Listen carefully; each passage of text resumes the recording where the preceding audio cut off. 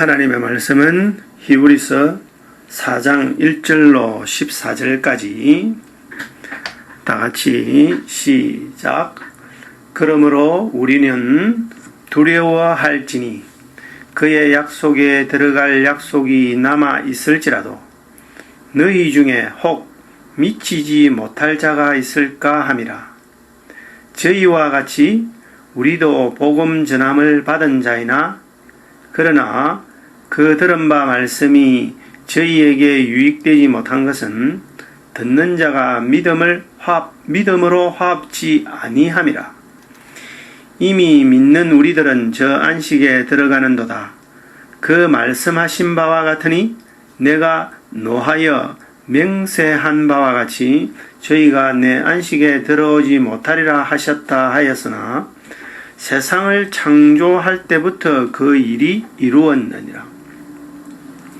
제7일에 관하여 어디 이렇게 일렀으되 하나님은 제7일에 그의 모든 일을 쉬셨다 하였으며 또 다시 거기 저희가 내 안식에 들어오지 못하리라 하였으니 그러면 거기 들어갈 자들이 남아있거니와 복음 전함을 먼저 받은 자들은 순종치 아니함을 인하여 들어가지 못하였으니 오랜 후에 다윗의 글에 다시 어느 날을 정하여 오늘날이라고 미리 이같이 일렀으되 오늘날 너희가 그의 음성을 듣거든 너희 마음을 강팍해 말라 하였나니 만일 여호수아가 저희에게 안식을 주었다면 그 후에 다른 날을 말씀하지 아니하셨으리라.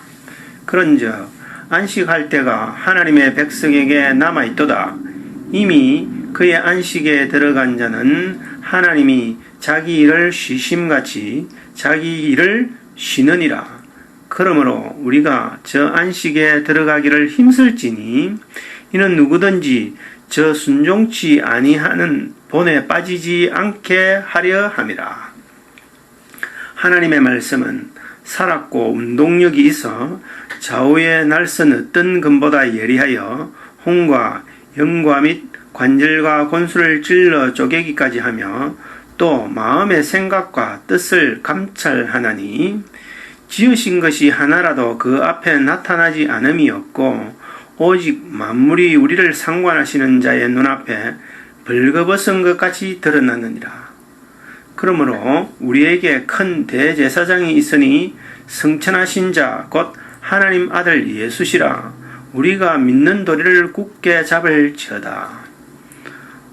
오늘은 하나님의 약속은 이라는 제목으로 하나님의 말씀을 증거하겠습니다. 성경은 구약과 신약이라고 합니다. 이 말은 옛 약속과 새로운 약속이라는 뜻이죠. 그런데 그 약속이 어떤 약속이고 무엇에 대한 약속일까요? 여러분은 성경에서 어떤 약속을 발견했습니까? 혹시 내 야망을 성취하는 데 도움을 주겠다는 그런 약속을 받았습니까? 성도는 하나님의 약속을 믿음으로 소유한 사람입니다. 그 하나님의 약속을, 하나님이 하신 그 약속을 이 땅에서 그 마음에 품고 살아가는 사람이 성도이지요. 그렇다면 어떤 약속을 하나님께서 성도들에게 하신 것일까요? 하나님께서 하신 그 약속이 무엇일까요? 사도 요한은 하나님의 약속을 이렇게 설명합니다. 요한 1서 2장 25절 그가 우리에게 약속하신 약속은 이것이니 곧 영원한 생명이니라. 하나님께서 하신 그 약속은 영원한 생명이니라. 영원한 생명, 이것을 줄여 영생이라고 말합니다. 그러니까 영생은 영원히 죽지 않고 산다는 뜻이지요.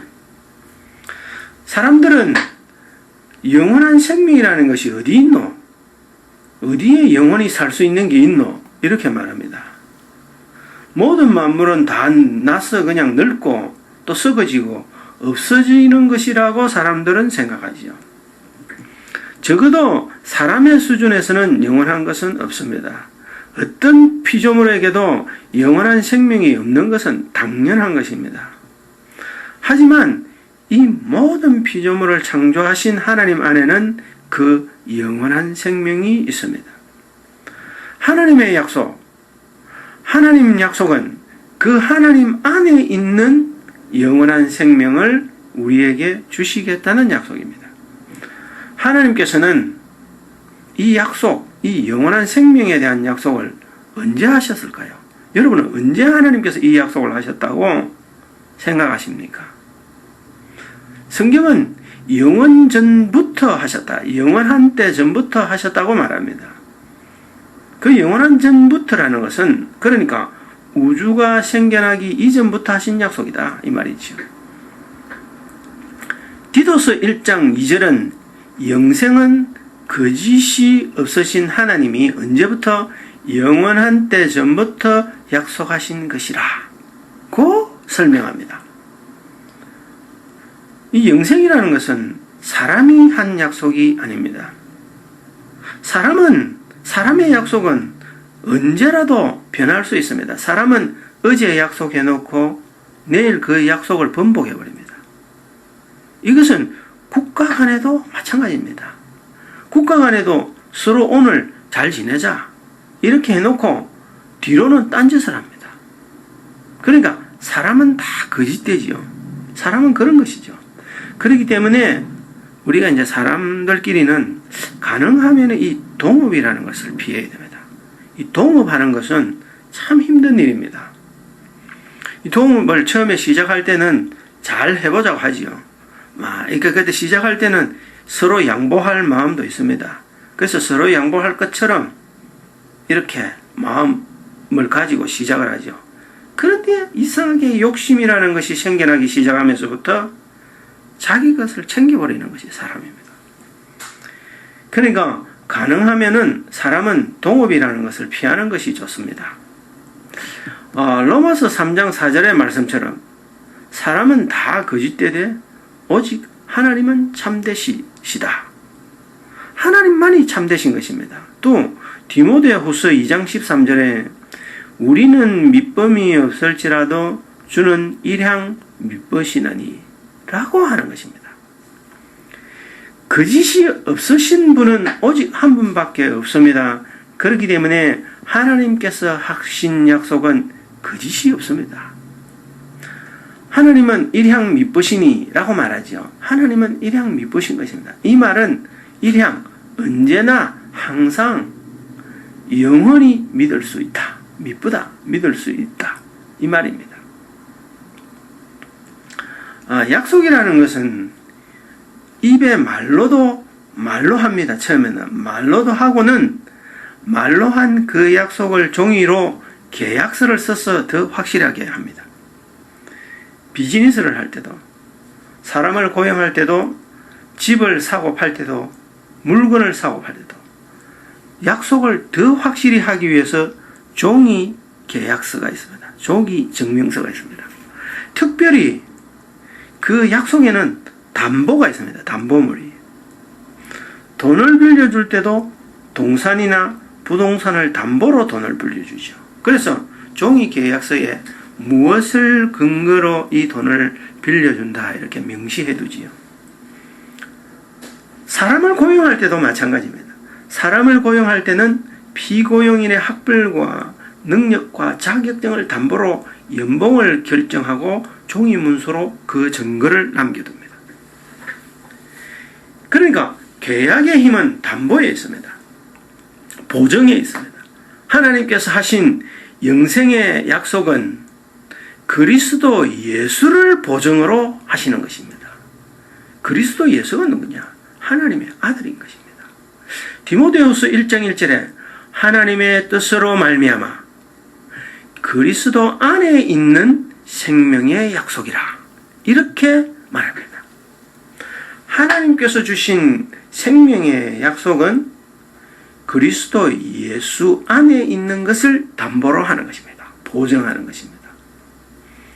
사람은 아무리 나에게 큰 이익이 있어도 자기 아들을 담보로 해라고 약속하자면은 할 사람 별로 없습니다.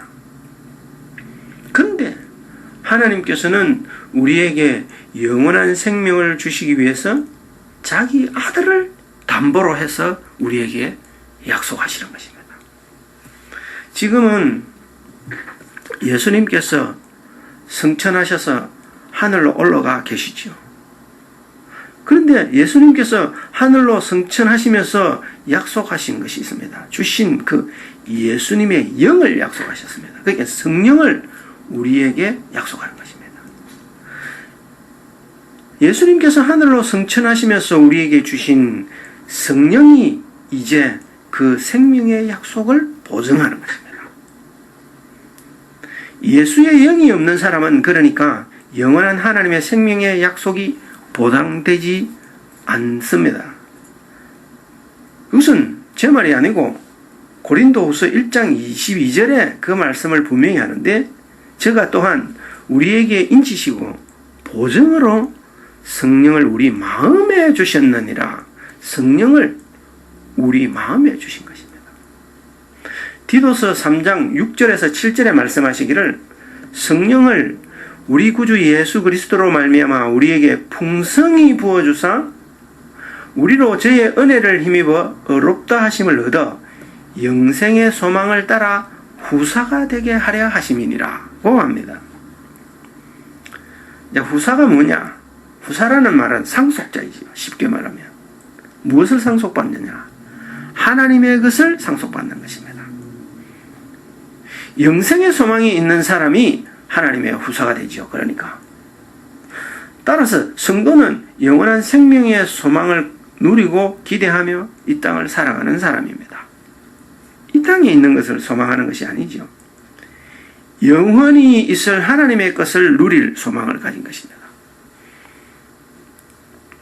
우리가 말이죠, 나는 내 육신의 아버지의 생명을 받았기 때문에 내 집에 당당히 들어갑니다. 그리고 아버지 것을 장차 상속받게 되는 후사가 된 것입니다. 어느 누가 자기 아버지 집에 들어가면서 아버지 집에 들어가도 되겠습니까? 하고 물어보고 들어가는 사람 아무도 없습니다. 그냥 집에 막 들어가서 거실에 침대에도 막 마음대로 눕고 자고 쉬는 것입니다. 이 믿음이 무엇이냐? 영원한 생명의 약속을 받은 성도가 하나님 아버지 안에 들어가서 마음대로 편히 쉼을 누리는 것입니다. 그러니까 이것을 뭐라 하느냐? 안식이라는 말로 표현하지요. 안식이라는 말은 그냥 마음 편히 그냥 쉬는 것입니다. 여러분, 그런데 아무리 화려한 궁궐이 있어도 언제 쫓겨날지 모르면 그곳에는 안식이 없습니다. 아무리 최고급 호텔방에 들어가 있어도 청소하려고 들어간 사람은 그곳에서 편히 쉴 수가 없는 것입니다. 하지만 다 찌그러져 가는 움막에 있어도 내 집이면 마음이 편한 것입니다. 그런데 오늘 본문 히브리서 4장이지요. 4장 1절에는 좀 당황스러운 말이 있는 것입니다. 히브리서 본문 1절을 한번 볼까요? 우리는 두려워할지니 그의 안식에 들어갈 약속이 남아있을지라도 너희 중에 혹 미치지 못할 자가 있을까 함이라. 조금 이 말은 당황스럽습니다. 그죠? 하나님 아버지 집의 안식에 미치지 못할 자가 있을 수도 있다. 이렇게 말하죠. 참으로 놀랍고 당황스러운 말입니다. 그렇다면 여러분, 누가 이 하나님 아버지 집의 안식에 들어가지 못할까요? 그것은 쉽게 말해서 예수 그리스도를 믿지 않는 사람은 들어가지 못하는 것입니다. 다시 말해서 예수님의 영이 없는 사람은 그곳에 들어갈 안식을 얻지 못하는 것입니다. 우리는 이제 교회에서 복음을 많이 들었습니다. 복음. 그죠? 그러니까 예수님께서 내 죄를 없이 하시려고 십자가에 죽으셨고 죽으신 지 3일 만에 부활하셨다는 이야기를 여러 수십 번, 수백 번을 들었습니다. 근데 여러분, 문제는 들어도 마음으로 믿는 믿음이 없다는 것입니다. 마음으로 믿는 믿음이 없으면 그 안식에 들어가지 못한다는 것입니다. 고린도후서 1장 22절에 성령을 우리의 마음에 부어주셨다라고 기록합니다. 성령을 우리 마음에 부어주셨다. 안식에 들어가게 되는 출입증의 보증은 성령이지요.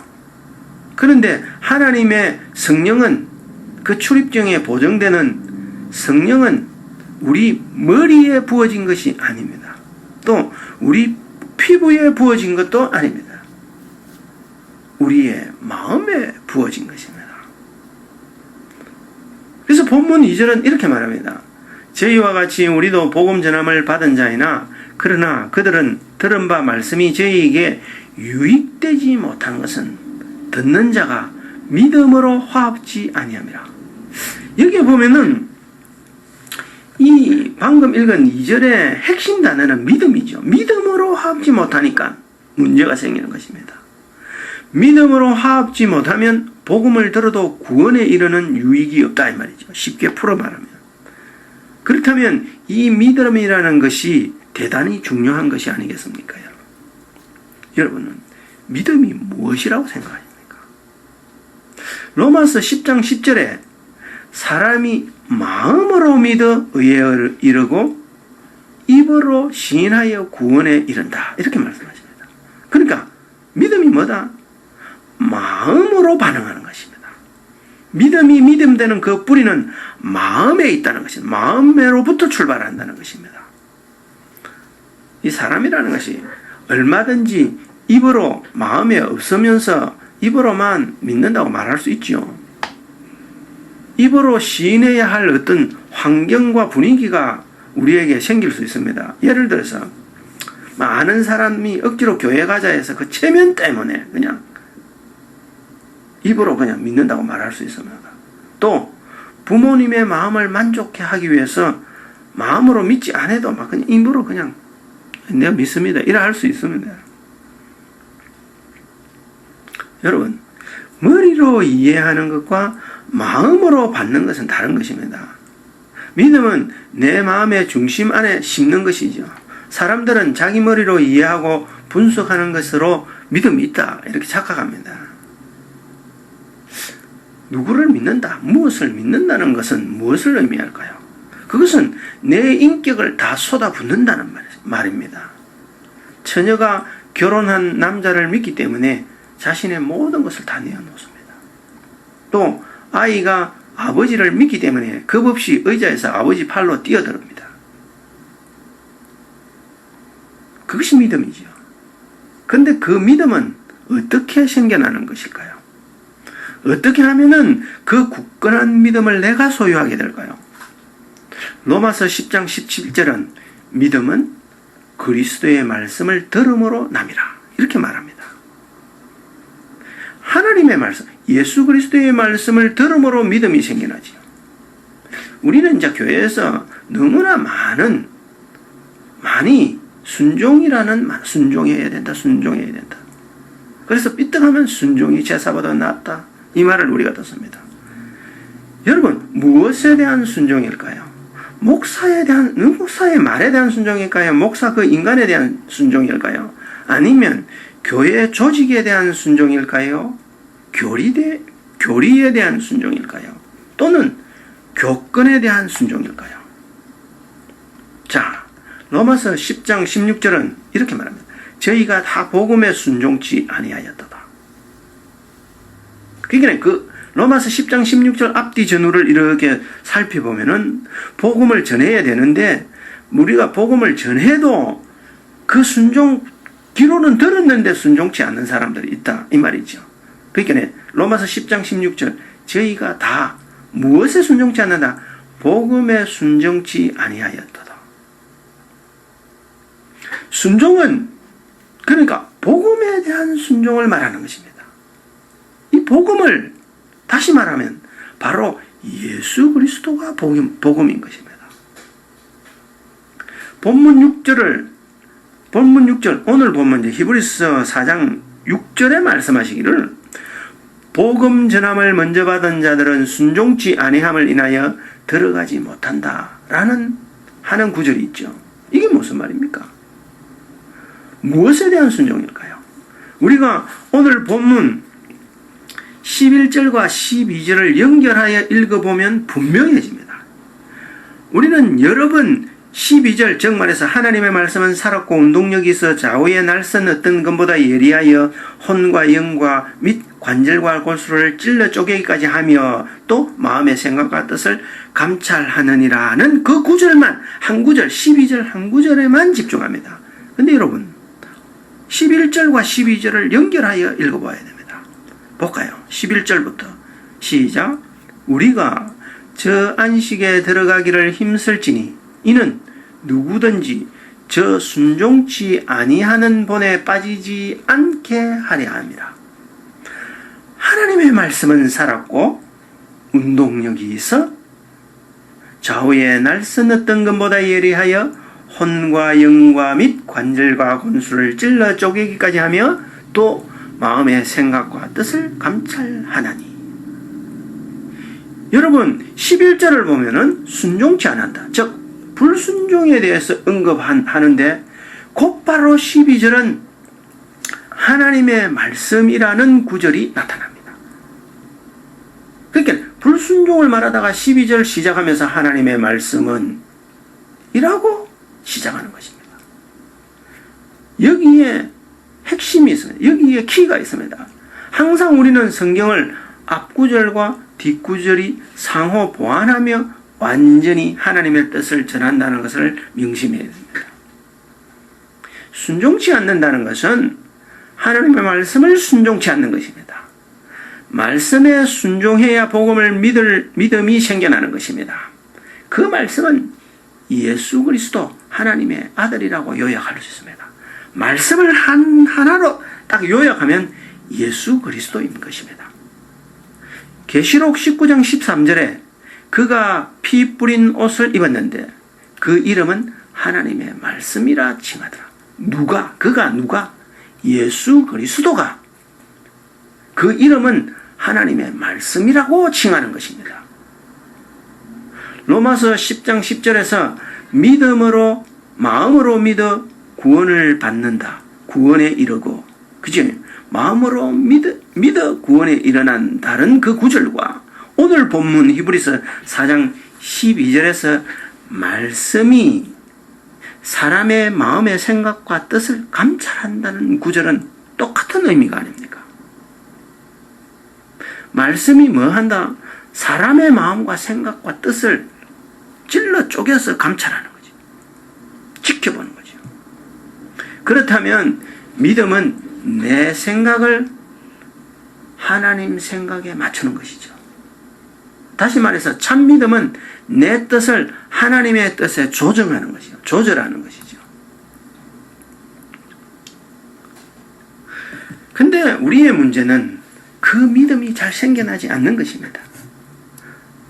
나는 내 생각을 하나님의 생각에 맞출 생각이 별로 없어. 마음이 별로 없어. 다시 말해서 내 뜻이 하나님의 뜻에 의해서 정복되기 이렇게 지배되기를 싫어하는 겁니다. 우리는 하나님의 약속을 믿는 믿음이 좀 생겼는가 싶었는데 돌아보면 내 자신이 아니다는 것을 발견합니다. 내 스스로 내가 믿음이 좀 있어 경건한 삶을 살아가는구나 하는데 금방 또 무너져 버립니다. 입술의 실수와 마음의 실수를 하는 것입니다. 오늘 본문 14절은 그러므로 우리에게 큰 대제사장이 있으니 성천하신 자 곧 하나님의 아들 예수시라. 우리가 믿는 도리를 굳게 잡을지어다 라고 명하시는 것입니다. 그러니까 믿는 도리를 굳게 잡을지어다 라고 명령합니다. 믿음은 소극적으로 생겨나는 것이 아닙니다. 믿음의 도리를 우리가 굳게 잡는 것입니다. 바울은 디모데전서 6장 12절에 믿음의 선한 싸움을 싸워라. 영생을 취하라. 고 말합니다. 영생은 취하는 것입니다. 믿음은 선한 싸움인 것입니다. 영적인 싸움인 것입니다. 구원의 주체는 나에게 있지 않지만 그 이루어진 구원을 붙잡는 것은 내 자신인 것입니다. 믿음은 영적인 싸움이죠. 하나님께서 영생을 주시지만은 그 영생을 취하는 것은 내가 취하는 것입니다. 여러분, 제가 말이죠, 성경을 아무리 읽어봐도 그렇더라고. 성경을 조금만 유심히 보면 이것을 말하는 겁니다. 베드로 사도 역시 베드로후서 1장 10절에서 이렇게 말합니다. 그러므로 형제들아, 더욱 힘써 너희 부르심과 택하심을 굳게 하라. 너희가 이것을 행한 적 언제든지 실족지 아니하리라. 그러니까 부르심과 택하심을 굳게 잡지 않으면 실족할 수 있다는 것입니다. 또 11절을 보면, 베드로후서 1장 11절을 보면, 이같이 하면 우리 주 곧 예수 그리스도의 영원한 나라에 들어감을 넉넉히 너희에게 주시리라. 믿음은 선한 싸움입니다. 내 자신과의 싸움이고 악한 영들과의 싸움입니다. 그 믿음의 싸움을 싸우려고 우리가 결심해야 되는 것입니다. 그럴 때 성령께서 하나님의 영이 도우시는 것입니다. 내가 결심하지 않고 믿음에 싸울 의지도 없는데, 믿음의 선한 싸움을 싸울 의지가 내 속에는 없는데, 어떻게 하나님의 성령께서 도우실 수 있겠습니까? 믿음의 선한 싸움은 내 힘만 가지고는 승리가 불가능한 싸움입니다. 나의 육신적 욕구를 쳐서 하나님의 말씀을 복종하는 싸움이죠. 이 선한 싸움을 싸고자 하는 자는 하나님의 성령께서 도와주십니다. 성령의 도우심을 구하고 그 도우심 안에 살아가는 여러분이 되시기를 축원합니다.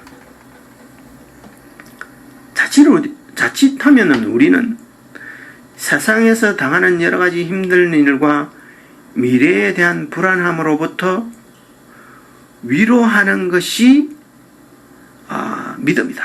또 믿음이 있는 사람이 그렇게 한다. 그것이 또 믿음의 사역이라고 생각합니다. 여러분, 위로와 안식은 다른 것입니다. 위로는 잠깐 안심시켜주는 정도의 효과가 있지만, 안식을 얻기 위해서는 내 믿음, 내 마음의 밭이 이루어져야 하는 것입니다. 위로는 그 영원한 안식을 얻기 위한 마음의 밭을 이루는 정도입니다. 편안한 마음이 있다고 하나님의 안식에 들어가는 것이 아닙니다. 편안한 마음을 가지고 얼마든지 지옥에 들어갈 수 있습니다. 세상에서는 많은 것을 우리가 성취하지요. 그러나 그 성취한 것으로 하나님의 안식을 얻을 수는 얻지 못합니다. 얻을 수는 없습니다. 하나님의 안식은 영원한 것이죠. 그것을 베드로 사도는 예수 그리스도의 영원한 나라에 들어간다 라고 표현한 것입니다. 본문 10절은 이렇게 설명합니다. 이미 그의 안식에 들어간 자는 하나님이 자기 일을 쉬심과 같이 자기 일을 쉬느니라.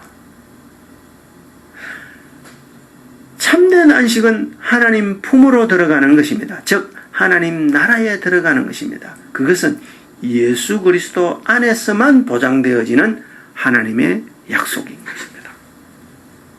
계시록 14장 13절은 하나님께서 우리를 위하여 이루어 놓으신 그 안식을 이렇게 설명하지요. 자금 이후로 주 안에서 죽은 자들은 복이 있도다 하시매 성령께서 가라사대 그러하다 저희 수고를 그치고 쉬리니 이는 저희의 행한 일을 따름이니라 하시더라. 사람들은 좋은 말로 잠깐 다른 사람에게 위로를 줄 수 있습니다. 하지만 그런 좋은 말로는 천국으로 가게 하지는 못하는 것입니다. 좋은 말을 가지고 안심시켜 줄 수는 있습니다. 하지만 안심과 안식은 다른 것입니다. 마음이 안심하는 것과 내가 영원한 하나님의 안식을 누리는 것은 다른 것입니다. 사단은 말이죠. 사람을 안심시켜 놓고 지옥으로 데려갑니다. 세상에 있는 학문도 마찬가지입니다. 심리학이 그렇고 정신의학이 그렇습니다. 이게 편안한 마음은 말이죠. 화학약품으로 얻을 수 있습니다. 사람들이 이 땅에서 함부로 사는 이유는 하나님이 눈에 당장 보이지 않기 때문입니다. 그러니까 다시 말해서 믿음이 없는 거죠. 이 말은 영원한 생명에 대한 소망이 없다는 것입니다. 또다시 말하면 하나님께서 하신 그 영원한 생명에 대한 약속을 내가 소유하고 있지 않기 때문입니다. 그래서 모든 것을 하나님보다 자기 자신을 중심으로 이해하고 분석하죠. 하나님의 뜻보다는 자기 자신의 뜻이 더 중요한 것입니다. 자기 생각에다가 하나님의 생각을 끼워 맞추려고 합니다.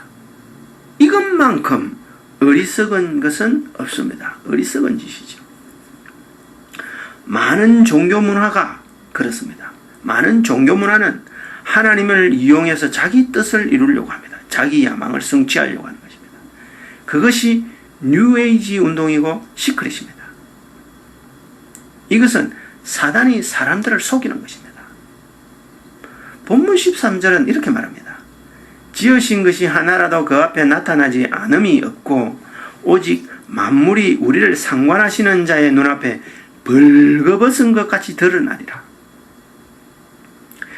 믿음의 결과는 눈에 당장 보이지 않습니다. 하지만 하나님 앞에서는 어떤 것도 우리가 숨길 수 없습니다. 누구도 하나님을 속일 수 없지요. 하나님은 급하지 않으십니다. 한 사람이라도 더 자기 죄를 회개하고 하나님의 품 안으로, 하나님의 말씀 안으로, 예수 그리스도의 복음 안으로 들어오기를 지금도 기다리고 계시는 것입니다. 믿음은 말씀을 얼마나 순종하는가로 측정됩니다. 복음의 말씀에 순종한다는 것은 내가 영원한 안식에 들어가느냐를 결정합니다. 계시록 19장 13절에 기록하기를 그가 피 뿌린 옷을 입었는데 그 이름은 하나님의 말씀이라 칭하더라. 그가 누가? 예수 그리스도가 피 뿌린 옷을 입었는데 그 이름이 하나님의 말씀인 것입니다. 말씀은 곧 예수 그리스도 하나님의 아들인 것입니다. 오늘 여기 계신 여러분들은 예수 그리스도 안에 있는 하나님의 약속을 굳건히 붙드시기를 축원합니다. 기도하겠습니다.